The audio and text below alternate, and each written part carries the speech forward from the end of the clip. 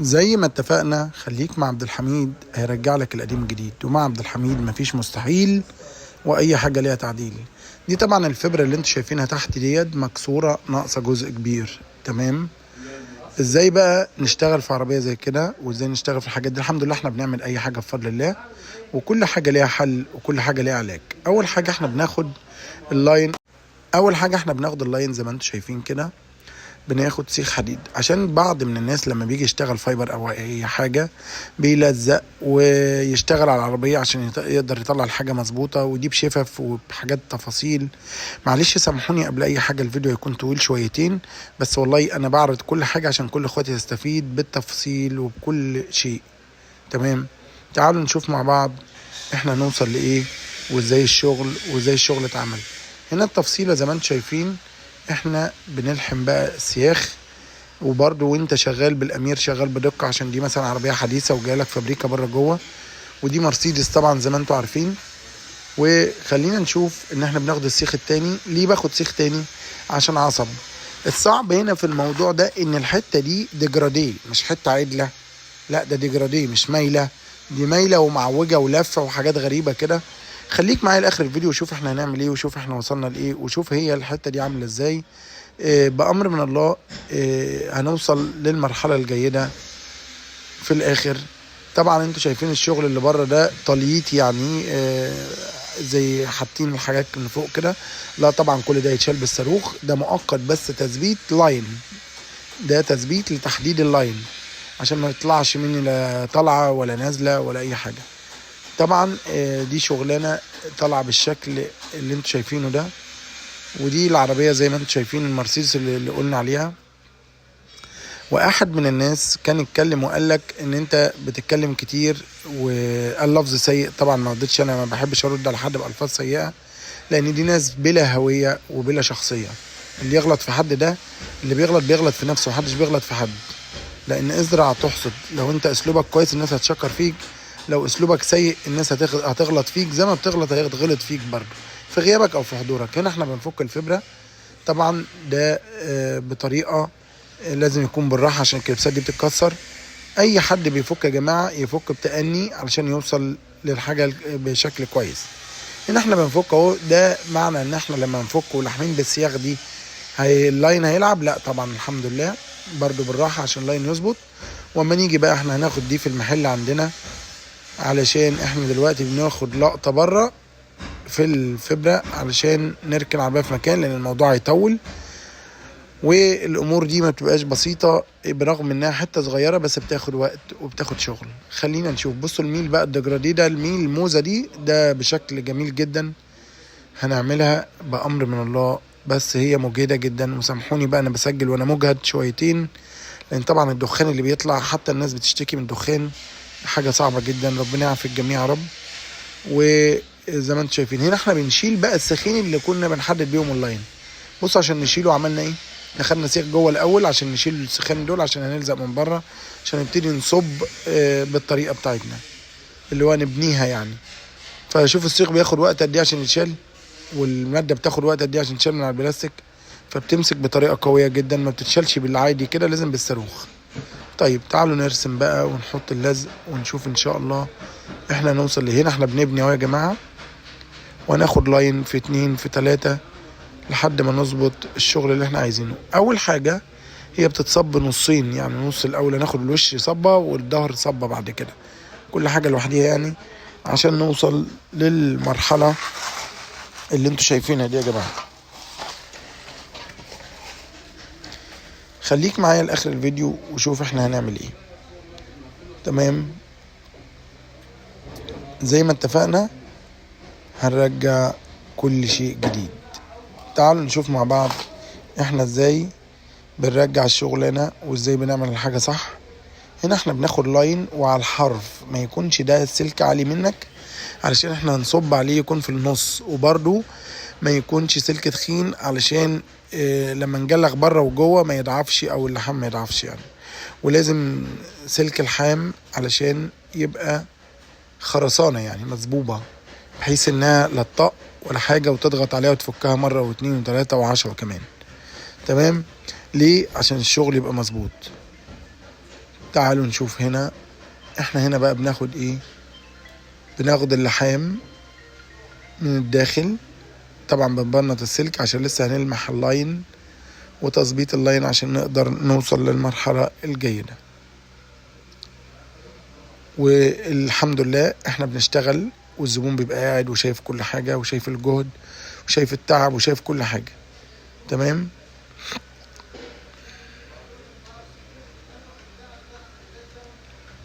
زي ما انتم شايفين كده يا جماعة.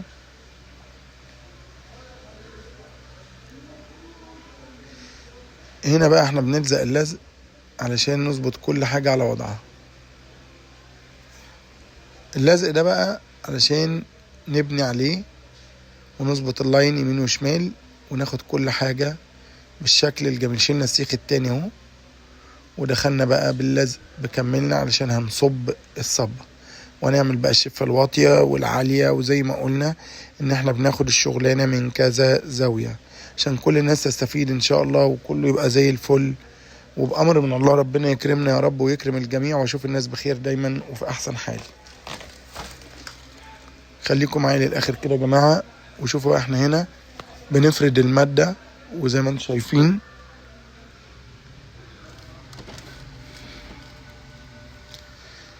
ما شاء الله. احنا هنا بقى ايه اهم حاجة؟ الموضوع طبعا هو مجهد جدا وموضوع بيلسع في الايد ويكوي.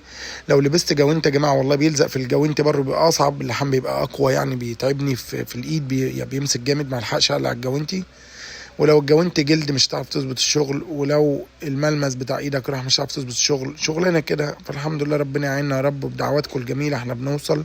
وشكرا لكل الناس المحترمه وكل الناس اللي بتحيينا وبتقول فينا كلمه كويسه. وتحياتي للجميع وان شاء الله كل حاجه تبقى زي الفل.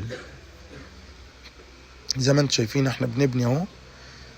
بصوا بقى احنا ورا بعض ورا بعض ورا بعض امير امير عشان نبتدي نعمل الصبه من مفيش. زي ما انتم شايفين اهو. تمام.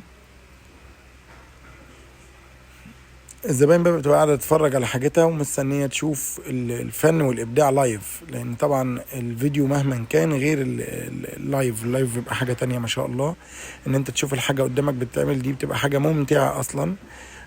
احد الناس المحترمين كان بيعمل عندي شغل النهارده وقال لي انا مستمتع وانا بتفرج وانا قاعد في الطبيعه كمان احسن من الفيديوهات، برغم انها في الفيديوهات. بس احنا طبعا في الفيديوهات الاستمتاع ما بيبقاش قوي برضو علشان بنجري وبنسرع ونعمل علشان ننجز الفيديو يعني. لان الفيديوهات كلها بتبقى طويلة وطويلة غير طبيعي يعني. زي ما انتم شايفين كده ما شاء الله. احنا هنا ايه ماشيين بالفيديو. مهديلكم الفيديو شوية عشان تستمتعوا وتشوفوا قد ايه الصبر وقد ايه الشغل بيطلع بالاتقان. ومهم قوي انك تعمل الشغلانة بشكل حلو وفينش عالي.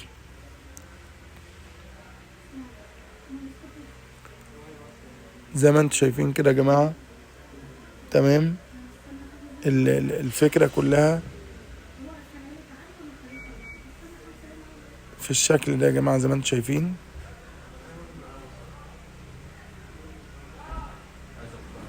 شايفين بقى واخد كمية قد ايه؟ واخد كمية كبيرة جدا يعني.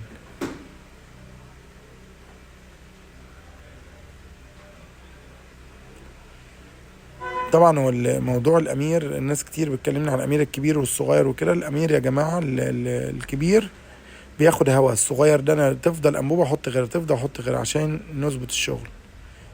تعال نشوف بقى احنا بنرسم موضوع مجهد وهتدخن وهتعمل شغلانة يعني.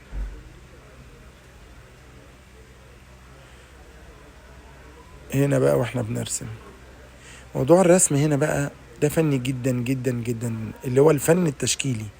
ان انت تاخد اللاين تحت وفوق واسفل وجانبي كل حاجة يعني سفلي علوي جانبي كل حاجة بتتعمل في اللاين. بص طبعا احنا بنحدد ازاي الدوران بقى. مهم قوي موضوع الدوران ده والظبطة وان الحاجة تطلع شكلها اكنها مفيش فيها اي حاجة. ده بياخد وقت وبياخد جهد. والله ما قادر اسجل بس معلش يعني عشان لازم اوريكم الفيديو اللي انا تعبت فيه قوي ولازم اوريكم الجمال بتاعه طلع ازاي ما شاء الله بعد ما خلص. شايفين يا جماعة الشغل ما شاء الله. هنا الشغل طالع بالشكل الجميل والحلو ده. تمام.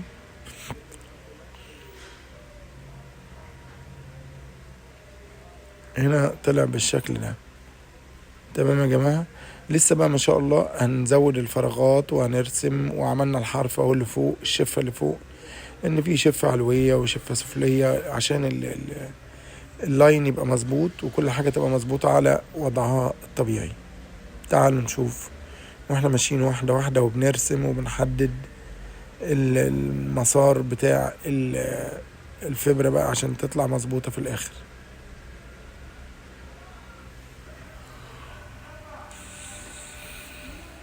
هنا بقى بنظبط الشفة اهو تمام عشان دي تطلع مظبوطة زي الشفة الاوريجينال اهو. الحتة اللي كانت ناقصة طبعا احنا كملناها.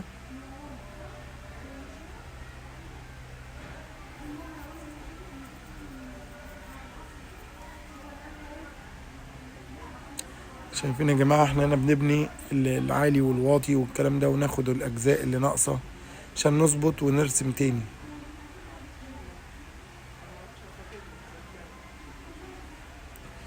زي ما انتم شايفين كده يا جماعة. تمام. هنبتدي نرسم تاني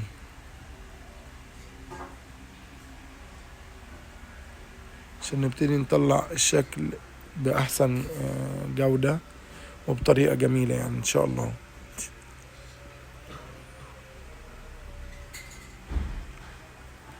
شايفين كده يا جماعة الوضع عامل ازاي والدنيا اخبارها ايه في الصاروخ بالطريقة اللي ماشية مظبوطة.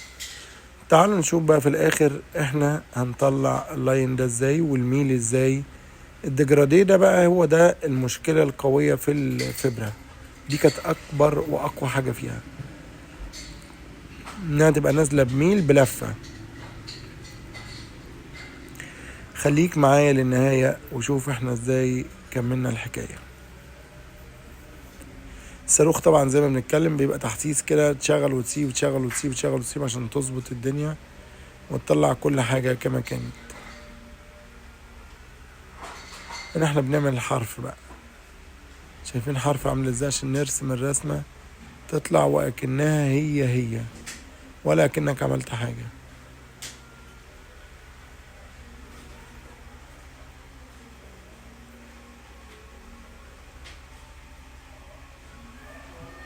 زي ما انتم شايفين كده يا جماعة وبفضل الله كل حاجة رجعت على وضعها. من وجهة نظري احنا طبعا لسه في بداية، ما يعني ده أول وش، لسه هنعمل الوش التاني إن شاء الله وهنظبط الدنيا على الشكل الجميل الكويس. زي ما انتم شايفين طبعا الدخان اللي طالع ده غير طبيعي يعني، برغم ان انا حاطط كمامة اهو بس برضو قوي جدا يعني، قوي يعني. شايفين يا جماعة الشكل.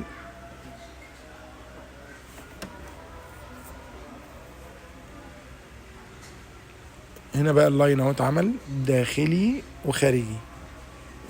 اصبروا عليه بقى. خد هنا هناخد تيست على العربية، وده مهم جدا ان انت بعين العربية بعيدة عني. فالراجل بيقول لي هتروح وتيجي كل شوية، قلت له اروح 100 مرة بس طلع الشغل مظبوط وعلى اعلى جودة. تاخد تيست مرة واثنين وثلاثة وعشرة، ايه المشكلة؟ بس طلع شغلك محترم. هنا ما شاء الله ركبت الشفة وطلع مظبوطة على اللاين بتاعها زي ما انتم شايفين. تمام. لسه بقى بفضل الله هنكمل تحت بعد كده. زي ما انتم شايفين شفة علوية وشفة سفلية والحاجة طالعة زي الفل. وطبعا الناس جاية لنا بعربيات زي كده عشان واثقين فينا وواثقين في شغلنا، والحمد لله ربنا بينعم علينا وبدعواتكم الجميلة بنوصل للمرحلة الجيدة والأحسن والأقوى، وربنا يا رب ينجي الجميع. وإن شاء الله احنا هنا بناخد سيخ تاني لاين تحت بقى سفلي، مش هينفع اللزق ده طبعا هنشيله تاني لأن طبعا افتكرت إن لازم لاين تحت كمان. هناخد لاين كمان. تمام. عشان نظبط الدنيا ونطلع كل حاجة زي الفل.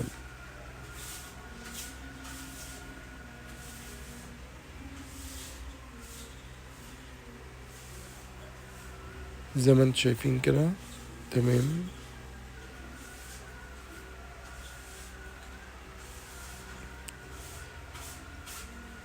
ده السيخ هنا داخلي برضو علشان ما يديش عالي.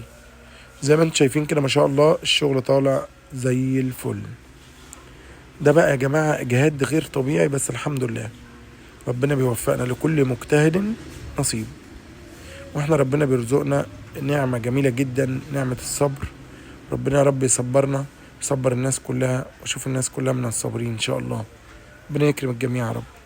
زي ما انتم شايفين اهو يا جماعة، ده اللاين تحت واللاين فوق. هناخد بقى نبتدي نبني بلزق عشان يطلع معانا. خدنا الاول لزق من تحت لفوق عشان يعمل معانا دوران. زي ما انت هتشوف كده بناخد طبعا اللزق واحدة في واحدة كده عشان يدينا الدوران صح، لان ده فيه ميل طالع ونازل. فدي هي دي الصعب في الحتة كلها، انها فيها ميل ديجرادي، المايل ده زي ما احنا عملناها على العربية كده ما شاء الله، وكان فيها الميل. شايفين الميل ده يا جماعة؟ هو ده بقى اللي هياخد شغل.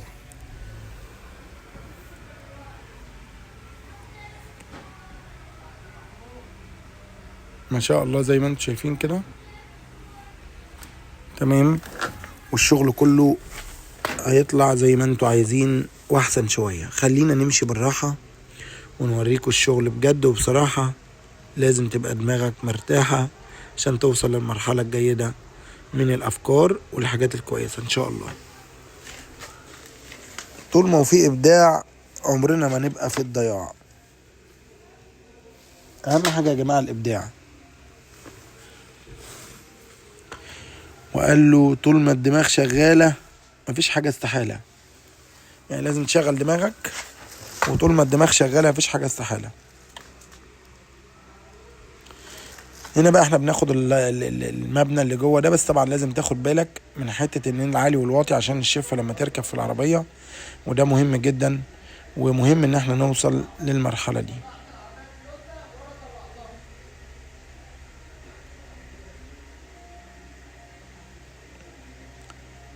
هنا احنا بنبني داخلي اهو.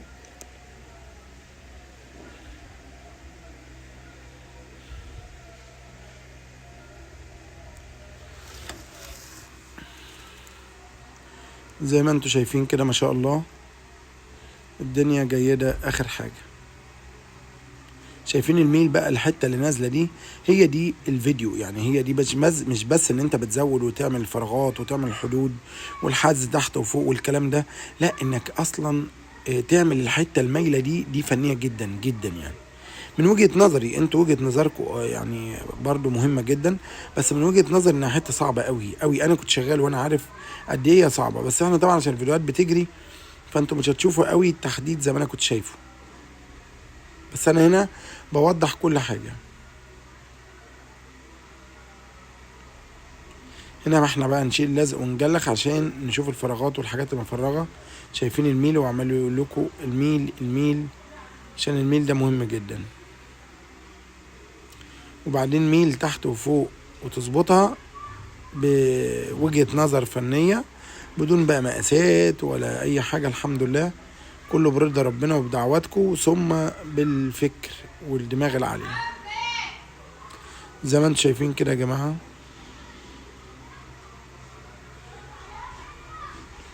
هنا هنحط لازم من جوه عشان في فتحة صغيرة كده عشان تكمل ان شاء الله. تمام. وهنا هنكمل بقى ونلزق ونعمل كل حاجة على اعلى جودة واعلى شكل محترم، وان شاء الله بامر من الله بدعواتكم نوصل للاحلى والاقوى.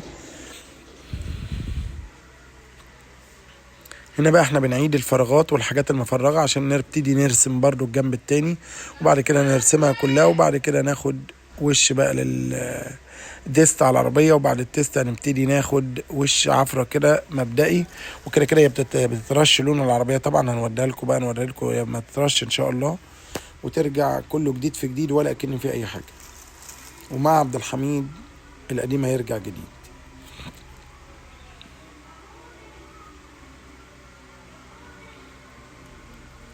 شايفين يا جماعة هنا الرسمة بقى؟ بصوا كده الصاروخ بيرسم من فوق لتحت من فوق لتحت عشان الدوران، في دوران.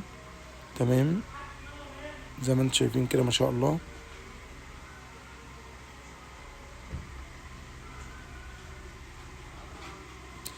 شايفين الدنيا هنا ماشية ازاي يا جماعة؟ وكل حاجة تطلع زي الفل وزي ما انتوا عايزين. اهم حاجة بقى هنا الفن في النحت، ان انت تعرف تنحت ازاي وتظبط الدنيا ازاي وتوريني كده اكن دي مش معمولة ولا فيها اي حاجة. الكلام ده يا جماعة ما ينفعش بلاستيك عشان بس ما يطقش، وما ينفعش فايبر عشان برضه هيطق، لان دي عايزة فن ويبقى ليها شفة وفك ورباط وبكليبساتها. طبعا ده موضوع مجهد جدا. ده مش معنى ان مفيش صناعيه، لا ده في صناعيه احسن مني كمان، ناس محترمه وطيبه وربنا يوفق الجميع. بس انا عايز اقول ان ده احدث حاجه في الفكر والفن والدماغ الشغاله، وطول ما دماغك شغاله زي ما قلنا مفيش حاجه استحاله، اي صنايعي ممكن يعمل اي حاجه. وانا بضيف ده طبعا عشان كل اخواتي الصناعيه في كل مكان وفي كل دول العالم يستفيدوا، وكل الناس تستفيد من الاختراعات والافكار، لان ده ما بيبقاش تصليح، ده زي ما انا قلت لكم احنا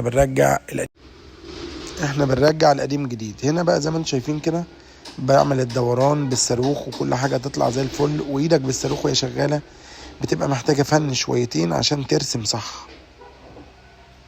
ده بقى النحت اللي انا بقوله. انا هنا بعمل الشفه السفليه. الشفه السفليه دي عشان تخش في الاكسدام في مكانها في المنيم بتاعها، وده هنشوفه في الاخر بعد ما نركب ان شاء الله. زي ما انتم شايفين كده يا جماعه. في بقى كمان شفه هنا فوق، يعني من الداخل في شفه ومن الخارج في شفه، وايضا الجزء العلوي برضو من الداخل في شفه ومن فوق في شفه. شايفين الميل وشايفين الدنيا. هنا بقى التجليخ ده صعب جدا ودخان غريب وشغلانه ما شاء الله هتظبط معانا ان شاء الله، ونعمل اللي انتوا عايزينه واحسن شويه زي ما انتوا متخيلين يعني. وفي بعض من الناس الجميله بقى خلاص عارفين شغلي وعارفين ان دي هتطلع سليمه وهتطلع زي الفل وكل حاجه، لما بقى يشوفوا الشغل. بس الشغلانه من صعوبتها انا بحب اوريها لكم وهي صعبه. تمام. ما بنزلش فيديو يا جماعه، ودي مش كل فيديوهاتنا، احنا بننزل فيديوهات الحاجات الصعبه بس، والحاجات اللي هي مؤلمه، والحاجات اللي هي الفنيه جدا عشان كل الناس تستفيد من الفني. وما دام انت اتعلمت تبقى فني هتبقى اي حاجه في ايديك هتعملها عادي جدا، وده المهم جدا. ومش بوريك ده عشان تجيني، انا بوريك ده عشان يبقى عندك خلفيه تعمله انت.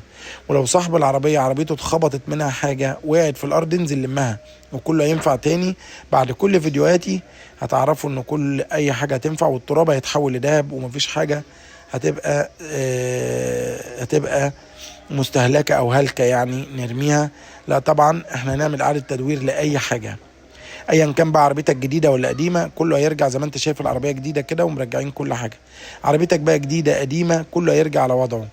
تعال شوف معايا ازاي كملنا الحكايه. الصبر طيب برضه. شايفين ما شاء الله الشغل وكل حاجه رجعت زي الفل.